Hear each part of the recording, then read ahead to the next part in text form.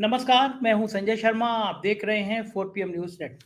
जिस राज्य उत्तर प्रदेश को लेकर बीजेपी सबसे ज़्यादा खुश थी, जहां लगता था कि यहां तुम्हारी बम्पर सीट आ रही है, थोक सीटें आ रही हैं, उस राज्य में भारतीय जनता पार्टी की जमीन खिसक गई है। मायावती के वोट बैंक का बहुत बड़ा हिस्सा इंडिया गठबंधन की तरफ जाता हुआ दिखाई दे रहा है। जिले जिलों में जो बात की है मैंने, कई जगह मैंने बात की है, वहां से यही सूचना आया कि दलितों का बहुत बड़ा वोट बैंक इंडिया गठबंधन में गया है। और सच बताऊं, जब मैंने एक एक जिले की बात करी है तो मैं बोलने से भी डर रहा हूं कि भाजपा इतने बुरे हालात में पहुंच सकती है उत्तर प्रदेश में कि वो दिल्ली में 200 सीटों से भी कम रह सकती है। ये बात अकेला मैं नहीं कह रहा, अभय द्विवेदी जी भी कह रहे हैं। आज मैंने उनसे बातचीत की, मैं आपको सुनवाऊंगा भी। अभय द्विवेदी जी का भी मानना है कि भारतीय जनता पार्टी ने इस बार बहुत खराब टिकट बांटे और अखिलेश यादव ने बहुत अच्छे टिकट बांटे, जाति का संतुलन बहुत बेहतर किया, इसलिए भाजपा की बैंड बज गई। चलते हैं अभय दुबे जी के पास, बातचीत करेंगे। देश के जाने माने पत्रकार, रोज आप एबीपी पे सुनते हैं उनको, आज उत्तर प्रदेश के बारे में विस्तार से बताएंगे कि उत्तर प्रदेश में बीजेपी की जमीन कैसे खिसकी और कहां से खिसकी। रिक्वेस्ट है, चैनल को ज्वाइन कीजिएगा, सब्सक्राइब करिएगा। चलते हैं अभय जी के पास। 4PM न्यूज नेटवर्क में स्वागत है अभय दुबे जी आपका। जिस राज्य को सबसे मजबूत मान रही थी भारतीय जनता पार्टी, जहां कह रही थी 80 में 75 सीटें, 78 सीटें, कभी कभी 80 सीटें के शमौरिया कह देते थे, वहां पे अगर मैं कहूं कि बीजेपी की बैंड बज गई है। जितने जिलों से खबरें आ रही हैं, या तो ये आ रही हैं कि बहुत बुरी तरह फंस गई है सीटें, या ये खबर आ रही है कि भाजपा हार रही है। और ये एक दो नहीं, दर्जनों जिलों से आ रही है। उत्तर प्रदेश में जो सूचनाएं आ रही हैं दलित वोटों को लेकर, वो उसमें बीजेपी की नींदें उड़ा दी हैं। अमित शाह जी भी लगातार आखिरी चरण के लिए मीटिंग कर रहे हैं, मोदी जी कर रहे हैं, लेकिन बहुत मामला फंस गया है। क्या लग रहा है आपको, उत्तर प्रदेश का बहुत जोर का झटका दे सकता है? और ऐसा होगा तो क्या फिर योगी आदित्यनाथ का भविष्य क्या होगा? देखिए, अगर भारतीय जनता पार्टी को चुनाव हारना है तो बिना उत्तर प्रदेश के नहीं हारेगी चुनाव। भारतीय जनता पार्टी बाकी जगहों में सीटें भी बहुत कम है ना, और महाराष्ट्र में जहां भारतीय जनता पार्टी के लिए एक बड़ा गड्ढा है, तो वहां पर भारतीय जनता पार्टी जितनी सीटों, सारी सीटों पर नहीं लड़ रही ना, उत्तर प्रदेश की तरह नहीं है। महाराष्ट्र में उसके घटक दल भी लड़ रहे हैं। एक नाथ शिंदे की शिवसेना है, उसमें अजित पवार की एनसीपी है, वो लोग भी लड़ रहे हैं उनके साथ चुनाव। तो वहां पर भाजपा कम हारेगी, एनडीए ज्यादा हारेगा। भाजपा की सीटें उतनी कम नहीं होंगी जितनी एनडीए की सीटें कम होंगी महाराष्ट्र में, वहां ज्यादा नुकसान होगा। इसी तरह बिहार में आप देखिए, वहां पे भाजपा हारेगी लेकिन कम हारेगी, लेकिन जनता दल यू ज्यादा हारेगा और दूसरे घटक दल ज्यादा हारेंगे। लेकिन उत्तर प्रदेश में अगर भाजपा हारेगी तो भाजपा ही हारेगी और कोई नहीं हारेगा, क्योंकि उत्तर प्रदेश में भाजपा ही भाजपा लड़ रही है और भाजपा जीतती भी वहां से है। अगर भाजपा को 272 प्राप्त करना है या 272 के परे जाना है, तो उसे उत्तर प्रदेश में न केवल अपना पिछला प्रदर्शन दोहराना है, बल्कि उत्तर प्रदेश में और बेशी सीटें जीतनी है। उत्तर प्रदेश शुरुआत से ही भाजपा के लिए रिकवरी स्टेट था, भरपाई वाला राज्य था, जिसमें, और हम भी मानते थे कि भरपाई होगी। मैं दूसरे की बात नहीं कह रहा हूं, मैं अपनी बात कह रहा हूं। मैं भी मानता था कि भरपाई होगी, मेरे सारे मित्र मानते थे, जो जो सारे भाजपा के आलोचक हैं, मोदी के आलोचक हैं, वो भी मानते थे कि भरपाई होगी। क्योंकि पिछले 4 चुनावों से लगातार भाई भाजपा ने एक बड़ा सामाजिक आधार बना रखा है, जीत रही है। जो उनका मुख्यमंत्री है वो भी मोटे तौर पर कहा जा सकता है कि वो लोकप्रिय है, प्रधानमंत्री भी लोकप्रिय हैं। इस स्थिति, और विपक्ष के पास अंक गणित नहीं है भाई। कांग्रेस के पास क्या 2-2.5% वोट है। अब मायावती का वोट जुड़ा नहीं है इसके साथ में, जयंत चौधरी का वोट तो जुड़ा नहीं है इसके साथ में। तो ये सब कारण बताते थे कि भाजपा के पास अंगड़ित भी है, भाजपा के पास सामाजिक आधार भी है, भाजपा के पास स्थानीय और राष्ट्रीय नेतृत्व भी है, प्रादेशिक स्तर का और राष्ट्रीय स्तर का नेतृत्व भी है, और भाजपा के पास पिछले 10 साल का इतिहास भी है जिसमें वो। लेकिन जैसे जैसे एक एक चरण का चुनाव आगे बढ़ा, और ये सिलसिला शुरू हो गया था तभी से, जबकि पश्चिमी उत्तर प्रदेश में चुनाव शुरू हुआ था। जैसे चुनाव आगे बढ़ा, तस्वीर बदलती चली गई। मुझे लगता है कि मतदाता बोल रहा है। जो मतदाता खामोश था, जिसकी खामोशी का मतलब हम लोग पढ़ नहीं पा रहे थे, वो मतदाता बोल रहा है। मतदाता कौन है? मतदाता है ऊंची जातियां हैं। ऊंची जातियों का भी खेल है, मैं अभी उसके बारे में चर्चा करूंगा। मतदाता है दलित, हाँ, मतदाता है ओबीसी, मतदाता है मुसलमान, ये मतदाता मतदाता। तो अब सवाल ये है कि हिंदू एकता कैसे बनी थी? हिंदू एकता ऐसे बनी थी कि ऊंची जातियों के वोट मजबूती के साथ भाजपा के साथ थे। जाटवों को अगर छोड़ दिया जाए मोटे तौर पे तो बाकी दलितों के वोट भी भाजपा में चले गए थे, और यादवों को अगर छोड़ दिया है मोटे तौर पे तो काफी ओबीसी जातियों के वोट भी भाजपा के साथ हो जाते थे, थोड़े बहुत कभी। अच्छा, लेकिन इसमें दलित और ओबीसी वोट ऐसा था जो आता जाता रहता था। वो भाजपा के लिए उतना स्थिर तरीके से भाजपा का समर्थक नहीं था जितना द्विज जातियां। ऊंची जातियों का मतलब ये है द्विज, ट्वाइस बॉर्न, नहीं ब्राह्मण, बनिया, ठाकुर, इनके साथ आप जोड़ दीजिए भूमिहार, इनके साथ जोड़ दीजिए आप कायस्थ, ये और जोड़ दीजिए इनके साथ। तो वो अच्छा, अब इस वक्त क्या है, चूंकि ये चुनाव विकेंद्रित हो गया है, किसी एक राष्ट्रीय मुद्दे के ऊपर चुनाव नहीं हो रहा है, कोई जोशो खरोश भी नहीं है किसी तरह का। और वो हवा जिस मोदी ने जो पिछली बार चला दी थी 2019 में, घुसकर मारा बालाकोट स्ट्राइक के बारे में, वो भी नहीं है। तो ऐसी स्थिति में क्या हुआ है कि ब्राह्मण मतदाता भी मौका देखकर वोट कर रहा है।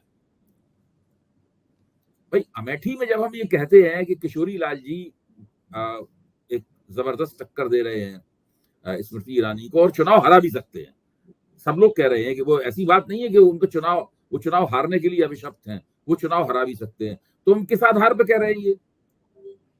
भाई किशोरी लाल जी के अपने कॉन्ट्रैक्ट हैं, वो ब्राह्मण है, और वो तो ब्राह्मण मतदाताओं का, और स्मृति ईरानी तो ब्राह्मण नहीं है, सब लोग जानते हैं। स्मृति ईरानी खुद पंजाबी हैं और उनके पति जो हैं वो पारसी हैं, इसलिए जुबेर ईरानी इसलिए अपने नाम के साथ ईरानी लिखती हैं। भारतीय जनता पार्टी के साथ ब्राह्मण मतदाता है, इसमें कोई शक नहीं। लेकिन जब ब्राह्मण मतदाता को दिखता है कि एक मजबूत ब्राह्मण उम्मीदवार एक गैर ब्राह्मण उम्मीदवार की टक्कर दे रहा है और कोई राष्ट्रीय ऐसा मुद्दा भी नहीं है जिसके तहत वो भाजपा के साथ बने रहें, तो ब्राह्मण मतदाताओं का एक बड़ा हिस्सा किशोरी लाल जी को मिल सकता है।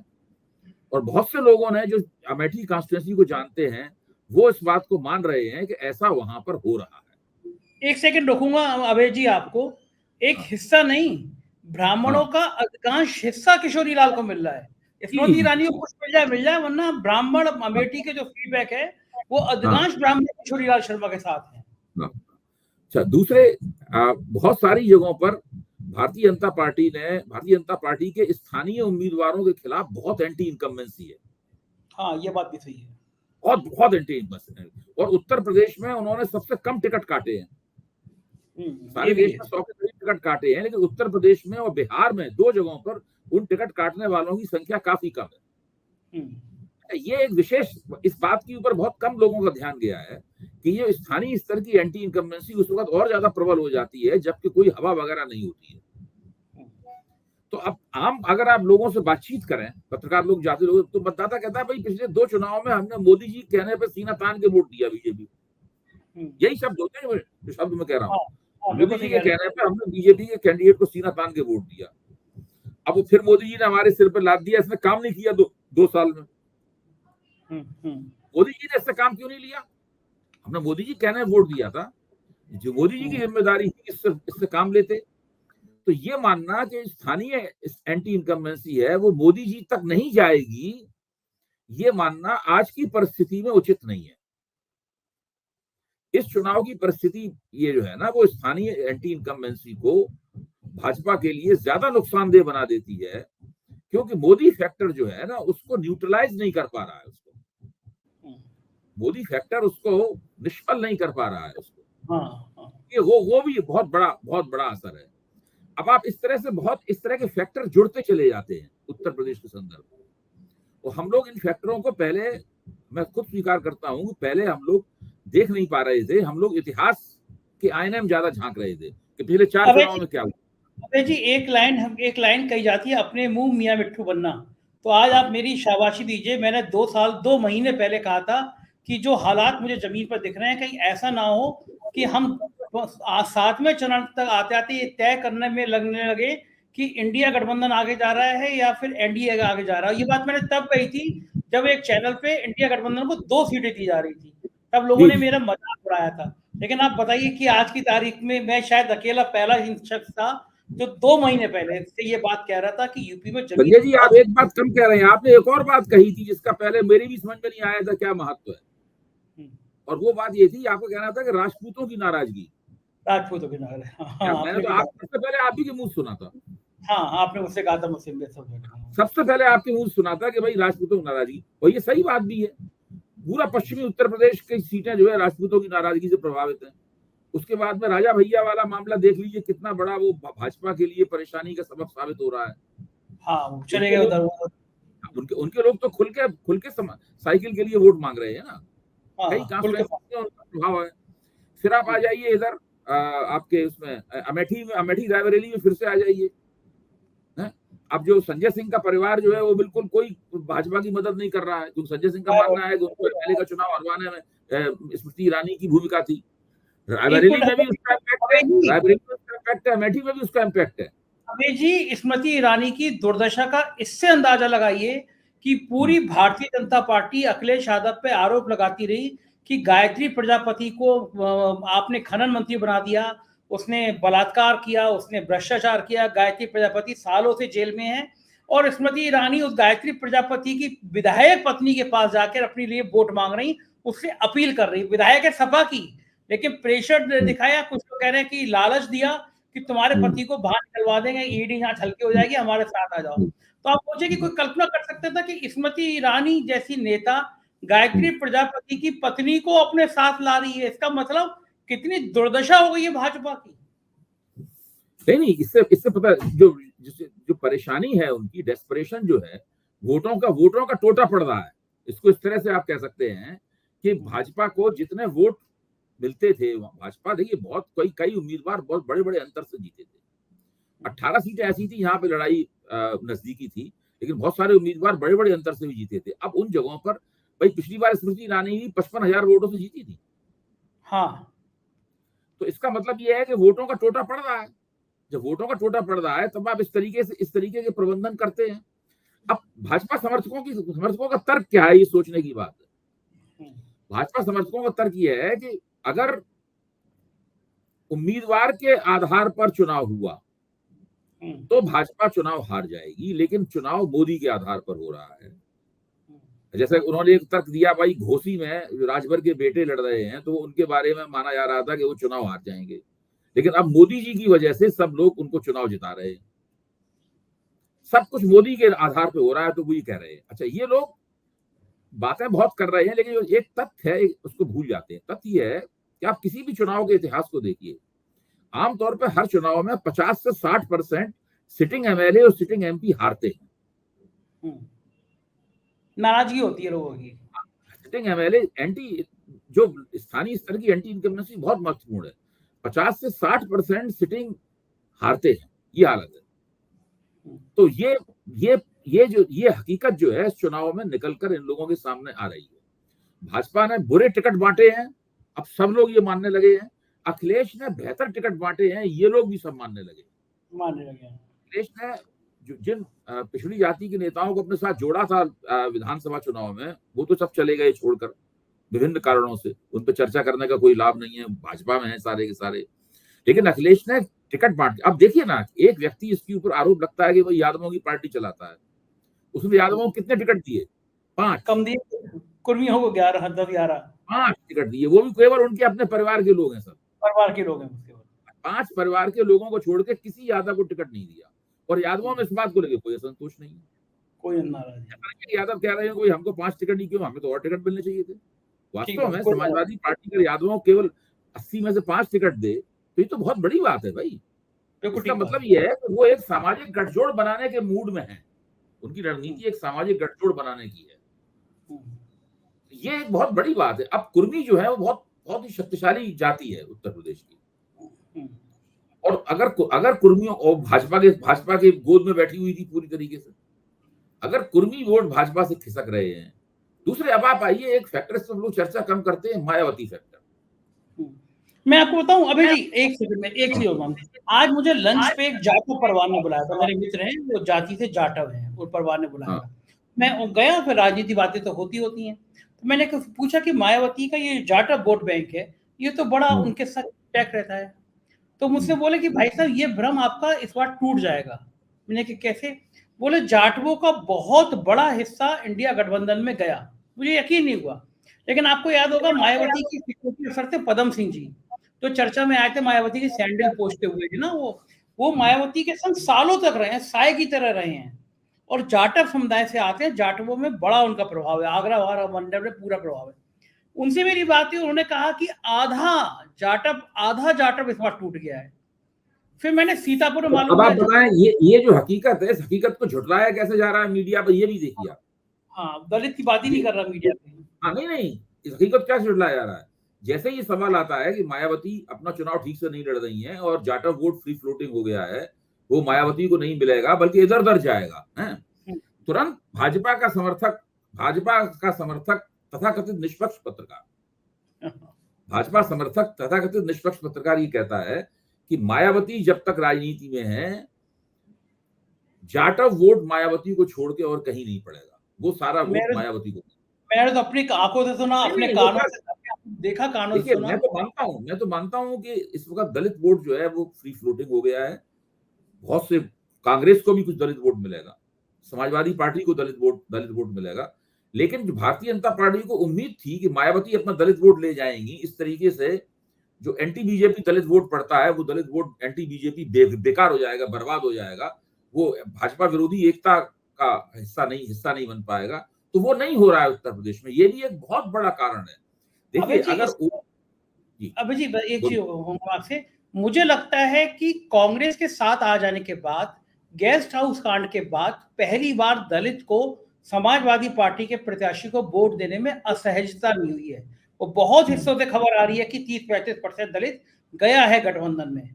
तो ये नहीं, बहुत अगर शौकिंग। मायावती मजबूती से लड़ती, ईमानदारी से चुनाव लड़ती, अगर मायावती चुनाव में ईमानदारी दिखाती, मजबूती से चुनाव लड़ती, तो मायावती को वोट मिलता पूरा दलित। मैं मानता हूं उस बात को। और शुरू में लग भी रहा था कि मायावती ऐसा करेंगी, लेकिन मायावती ने ऐसा नहीं किया। मायावती ने बीच में ही अपनी ही नैया मझधार में डाली और उसके बाद उसको डुबो दिया। तो जिस मायावती पे बहुत दबाव पड़ा अमित शाह का। अमित शाह ने कहा कि आपका जो भतीजा आकाश आनंद हम लोगों के लिए कह रहा है कि इनको जूते चप्पलों से पिटाई करो। भाई, आकाश आनंद ने कहा ना मीटिंग में कि इन लोगों की डंडों से पिटाई करो, इन लोगों की जूते चप्पलों से पिटाई करो। तो इस पर अमित शाह बहुत नाराज हो गए। अमित शाह ने मोदी मायावती पर दबाव बढ़ाया कि भाई इनको हटाइए आप। तो अमित शाह के दबाव में मायावती को, उस बंदे को अपने, जबकि मैं उस भाषण को मैंने सुना है, वो बहुत अच्छे बहुत प्रभावपूर्ण तरीके से, मायावती इतनी अच्छी वक्ता नहीं है, मायावती लिख के पढ़ती है, वो तो बाकायदा एक राजनीतिक नेता की तरह भाषण दे रहा था। उसके अंदर सारी वो संभावनाएं थी जो एक पॉलिटिकल लीडर में होती हैं। ये बिल्कुल ठीक कह रहे हैं। और अगर ये सूचना सही है कि दलित वोट 25-30%, और सबसे ज्यादा मुझे लग रहा है भैया जी, इसके दलितों के इस रुझान के कारण, दलितों का इस रुख की जो वजह है, वो कांग्रेस का वो प्रचार है 400 पार मतलब संविधान बदलना। दलितों के अंदर जो मैं करंट देख रहा हूँ गठबंधन के पीछे, मुझे लगता है आत्मघाती कदम था ये 400 पार का नारा। और विपक्ष ने इतनी तरकीब से इसको बदल दिया कि 400 पार आए, संविधान बदला, आरक्षण खत्म। और ये बात दलितों के अंदर तक चली गई। क्या आप मानते हैं यही कारण है? नहीं, मैं तो आपको इसका ये कारण भी बताना चाहता हूं, अपनी राय रखना चाहता हूं इस पे, कि दलितों ने इसके ऊपर यकीन क्यों किया। हाँ। जब विपक्ष ने कहा कि भाई 400 पार का नारा इसलिए है, तो दलित उसकी बात माने क्यों, विपक्ष की इसकी तरफ ध्यान देने की बात है। वो क्यों माने, ये महत्वपूर्ण बात है। वो तो दलितों ने तो मान ली बात, है तो अब तय है बात, लेकिन क्यों मानी उन्होंने बात? ये उन्होंने बात इसलिए मानी कि उन्होंने अपनी आंखों से 2019 में देखा कि किस तरह संविधान बदलकर आरक्षण में पिछले दरवाजे से ऊंची जातियों की घुसपैठ कराई गई, ईडब्ल्यूएस कोटे के जरिए। ये है प्रमुख कारण। क्योंकि ये तो एक तथ्य है कि भारतीय जनता पार्टी ने ईडब्ल्यूएस कोटा बनाया। संविधान में लिखा नहीं है कहीं ईडब्ल्यूएस कोटा होना चाहिए, संविधान में कहीं लिखा हुआ है कि आर्थिक आधार पर आरक्षण होना चाहिए, कहीं नहीं है। तो लेकिन भारतीय जनता पार्टी ने किया कि नहीं किया? तो दलितों के सामने इसको मेरा मानना है कि न केवल दलित बल्कि ओबीसी और जहां पे आदिवासी वोटर है वो सब लोग इस बात पर बड़ी उनके मन में खुंदक थी। वो सधे बैठे हुए इंतजार कर रहे थे कि चुनाव आने दो तब हम बताएंगे कि तुम्हारा ईडब्ल्यूएस कोटे का मजा चखाया जाएगा। ये दरअसल ईडब्ल्यूएस कोटे का मजा चखाया जा रहा है। बिल्कुल ठीक कह रहे हैं, ये वही बच्चियों को आपने आरक्षण दे दिया पिछले दरवाजे से, और उसके बाद में आप हमसे कहते हो कि आप संविधान के रक्षक हैं, ये वो फलाना ठिकाना। तो उनको यकीन करने में इस घटना ने बहुत मदद की है। देखिए, कई भारतीय जनता पार्टी के कई काम ऐसे हैं जो उनको अब नुकसान पहुंचा रहे हैं। अग्निवीर अब नुकसान पहुंचा रहा है। हाँ, अभी भी नुकसान ईडब्ल्यूएस कोटा अब नुकसान पहुंचा रहा है। जो नोटबंदी की थी वो नुकसान पहुंचा रहा है। किसान आंदोलन का दमन किया था वो अब नुकसान पहुंचा रहा है। भाई हरियाणा और पंजाब में एक ही गाना गा रहे हैं हरियाणा और पंजाब वाले, तुमने हमें अपने दिल्ली में नहीं घुसने दिया, हम तुम्हें गांव में नहीं घुसने देंगे। तो ये सब जो हो रहा है, ये भारतीय जनता पार्टी ने जो काम किए हैं वो उन्हें परेशान कर रहे हैं लोग लोकसभा चुनाव में, और बड़े पैमाने पर परेशान कर रहे हैं। अबे जी, अगर मान लीजिए जैसे लोग तो 40-50% कह रहे हैं, लेकिन मैं तब भी 30% भी मान लूं, अगर 30% दलित वोट गठबंधन में चला गया होगा, तो आप उत्तर प्रदेश में लोकसभा में फिर भाजपा की क्या स्थिति देखते हैं? नहीं देखिए, फिर तो सवाल ये हर सीट के ऊपर मुश्किल होगी। अगर 30% 40% दलित वोट कांग्रेस के उम्मीदवारों को और हाथ पे या साइकिल पे पड़ता है, तो हर सीट के ऊपर मुश्किल होगी। और देखिए, मुसलमान वोट जम के मिलेगा, हाँ, वो एक यादव तरफा वोट वोट, जम के मिलेगा। कुर्मी जो भी जिस बहुत पार्टी का उम्मीदवार होगा वो अपना वोट लाएगा, जिस जाति का उम्मीदवार होगा, मतलब 11 कुर्मियों को दिया तो वो कुर्मी वोट नहीं देंगे उनको। ठीक बात है, अगर देंगे, कोई ब्राह्मण को टिकट दिया है तो उसको वोट नहीं मिलेगा क्या? बिल्कुल मिलेगा, राजपूत को टिकट दिया तो उसको वोट नहीं मिलेगा क्या? उसके बाद एकदम मिलेगा। राजपूतों की नाराजगी, वो एक समस्या बहुत बड़ी है। तो ये अच्छा, सारी एक समस्याएं मिलकर भारतीय जनता पार्टी के लिए काफी मुश्किलें पैदा कर रही हैं। भाजपा के पास एक ही जवाब है कि सारे वोट जो हैं वो मोदी के नाम पर पड़ रहे हैं। मोदी के नाम पे मिल रहे हैं, लेकिन अफसोस तो ये है कि अब मोदी के नाम पे भी उतना करंट नहीं दिख रहा, लोग ऊब गए हैं वो लफाजी वाली ये बातों तो से। देखिए, एक चीज होती है रेट ऑफ डिमिनिशिंग रिटर्न, मतलब हाँ, जो आपको फायदा हो रहा था, धीरे धीरे फायदा, एक ही प्रोडक्ट अगर बार बार आप बाजार में लॉन्च करेंगे तो उससे मिलने वाला लाभ की दर गिरती चली जाती है, और एक दिन ऐसा आता है कि वो लाभ दरअसल कुछ रहता नहीं है, नुकसान ज्यादा होने लगता है उसका। तो मोदी जो है ना, वो रेट ऑफ डिमिनिशिंग रिटर्न का शिकार हो रहा है। हाँ, उसके उसके दिन पर दिन खराबी खराबी होता चला जा रहा है। जी। लेकिन एक बात और मजे की बात आई, मैंने देखा कुछ जगह पता चला कि हाँ। राजपूतों के बीच में तो ये स्लोगन चल ही रहा था कि अगर योगी को बचाना है तो मोदी को हराना है। लेकिन एक बड़ा वोट बैंक ऐसा था जो योगी के लॉ एंड ऑर्डर से खुश था। वो ये मानता था कि भाई योगी की कानून व्यवस्था अच्छी है, महिलाएं सुरक्षित है, ये जनरल बातचीत है योगी के बारे में कि लॉ एंड ऑर्डर से ठीक कर दिया है। वो बड़ी संख्या में मुझे ऐसे लोग मिले जो वोट डालने नहीं गए। वोट उनके डालेंगे, दिमाग हाँ। में मैंने नहीं, पूछा कि कारण दूसरी क्या एक है? और बात है, आप योगी जी की भूमिका पे गौर कीजिए जरा, योगी जी की अपनी भूमिका पे गौर कीजिए, तो आप पाएंगे कि वो भाजपा के मुख्यमंत्री हैं, लोकप्रिय मुख्यमंत्री हैं, तगड़े मुख्यमंत्री हैं, तो वो ऊपर से देखने में भाई चुनाव सारी रैलियां संबोधित कर रहे हैं, प्रचार कर रहे हैं, वगैरह वगैरह सब काम कर रहे हैं, और हिंदू मुस्लिम भी कर रहे हैं जैसे उनकी आदत है करने की, वो तो बिना उसके उनके भाषण हो ही नहीं सकता है। कोई नहीं रखते। लेकिन एक बड़ा अच्छा तर्क दिया मेरे एक मित्र ने, उसने कहा कि ये सब वो कर रहे हैं, लेकिन ध्यान से देखिए, जो एक्स्ट्रा स्टेप लिया जाता है, एक्स्ट्रा माइल मतलब लिया जाता है, एक विशेष कोशिश की जाती है, वो नहीं कर रहे हैं। वो नहीं कर रहे हैं। वो उतना ही काम कर रहे हैं जितने में ये बात हो जाए कि भाई उन्होंने पूरा काम किया, लेकिन वो अरे अतिरिक्त वो नहीं कर योगी रहे। के करीबी अफसर योगी के करीबी अफसर उतने एक्टिव नहीं है। योगी के जो बिल्कुल बिल्कुल करीबी अफसर माने जाते हैं वो उतने एक्टिव होकर नहीं पार्टिसिपेट कर रहे हैं। यानी कि कोई खिचड़ी पक रही है दिल्ली और यूपी के बीच में, योगी बनाम मोदी के बीच में जो चर्चाएं हैं, योगी बनाम अमित शाह, वो लड़ाई अभी भी बदस्तूर जारी रहेगी इसके बाद भी। निश्चित रूप से, और इसका चुनाव के ऊपर असर पड़ेगा। इसका बार बार खंडन क्यों करना पड़ता है भाई, मोदी खंडन क्यों करना पड़ता? अगर इस बात में दम नहीं होती तो उन्हें खंडन क्यों करना पड़ता? अगर इस बात में दम नहीं होती तो योगी क्यों खंडन करना पड़ता? और भाजपा के तमाम प्रवक्ता और तथाकथित निष्पक्ष पत्रकार जो हैं वो सब खंडन कर रहे हैं टीवी पे इस बात का। जैसे ही अरविंद केजरीवाल ने जब बयान दिया था ना, उसके बाद से ही लगा था कि अब योगी को साफ कर दिया जाएगा, अमित शाह को बनाया जाएगा, तो उसमें अमित शाह बनाम योगी का पूरा मामला जो है ना वो निकल के आ जाता है उसके बाद। मैंने भी पूछा था, केजरीवाल का इंटरव्यू किया मैंने, तो मैंने कहा आपने शुरू को छोड़ा कहाँ से, कि आपको कहाँ से पता चल गया कि योगी को हटा दिया जाएगा? अमित शाह ने बताया, प्रधानमंत्री ने बताया। तो केजरीवाल बोले मुझसे, बोले मुझे क्या कह रहे हैं आप, जन जन को पता है ये बात, पूरे यूपी में पता है ये बात। तो बात तो ठीक है कि पूरे यूपी में चर्चा हो गई है कि अगर गलती से भी तो पार चलेगा तो योगी जी की छुट्टी हो गई। ये बात भी क्या नुकसान में आई बीजेपी के चुनाव में बहुत ज्यादा? नहीं, बिल्कुल बिल्कुल आएगी, इसका नुकसान होना बिल्कुल तय है, इसका नुकसान होना तय है, इससे वो नहीं बच सकते किसी भी कीमत पर। अब उसका नुकसान किस स्तर का होगा, मेरे ख्याल से जो राजपूत वोटों की जो अभिव्यक्ति है, उनके अंदर जो सुबुगाहट है, चढ़ने जो उनके अंदर है, उसमें इसका बहुत बड़ा फैक्टर है इसके अंदर। और ये भी तो देखने की बात है कि भाई राजपूत आपने बनिया बनिया बनिया का टिकट काटा, उसी जगह बनिया को दिया, ब्राह्मण टिकट काटा उसी जगह ब्राह्मण को दिया, जाट का टिकट काटा उसी जगह जाट को दिया, लेकिन ठाकुर का टिकट काटा उसी जगह ठाकुर को क्यों नहीं दिया? सही बात है, सही बात है। अच्छा, लेकिन अभय जी इस बार ओवैसी भी यूपी में उतने सक्रिय नजर नहीं आए। देखिए मुसलमान वोट काटे। ओवैसी को मैसेज मिल चुका है, ओवैसी को मैसेज मिल चुका है कि इस वक्त हिंदुस्तान का जो मुसलमान मतदाता है वो दरअसल कांग्रेस के पीछे लाइन लगा के खड़ा हुआ है। यही वो प्रेशर है जिसकी वजह से अखिलेश को भी कांग्रेस से समझौता करना पड़ा और अरविंद केजरीवाल को भी कांग्रेस से समझौता करना पड़ा। पंजाब में अगर मुसलमान मतदाता ज्यादा होता तो पंजाब में भी समझौता वो करते, क्योंकि पंजाब में मुसलमान है ही नहीं, मतदाता ही नहीं है वहां मुसलमान, इसलिए वहां समझौता करने की जरूरत नहीं पड़ी। पंजाब का जितना सिख पंजाब का मुसलमान था वो चला गया पाकिस्तान में, चला गया, अब इस वाले पंजाब में है ही नहीं, ये तो पूर्वी पंजाब है ना, पश्चिमी पंजाब में चला गया पूरा का पूरा। तो जो राहुल गांधी ने जो मुसलमान मतदाताओं की वफादारी जीती है अपनी 2 न्याय यात्राओं के साथ में, मतलब 2 भारत जोड़ो यात्राओं के साथ जीती है, उसका लाभ कांग्रेस को मिल रहा है। उसी की वजह से ये दोनों पार्टियां, आम आदमी पार्टी और समाजवादी पार्टी, कांग्रेस से गठजोड़ करने के लिए मजबूर हुई।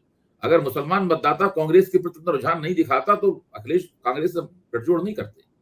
तो बड़ी बात है। एक आखिरी सवाल, अगर उत्तर प्रदेश में बीजेपी 40 सीटें आई तो फिर पूरे टोटल बीजेपी को कितनी सीटें आएंगी? 200 से नीचे चले जाएंगे अगर 40 सीटें आई उत्तर प्रदेश में। 200 से नीचे? हाँ, 40 सीटें आई, आप किसी तरह भी हिसाब लगा लीजिए। 40 सीटें आने का मतलब है कि उत्तर प्रदेश में भाजपा एक्स्ट्रा 25 सीटें हारेगी।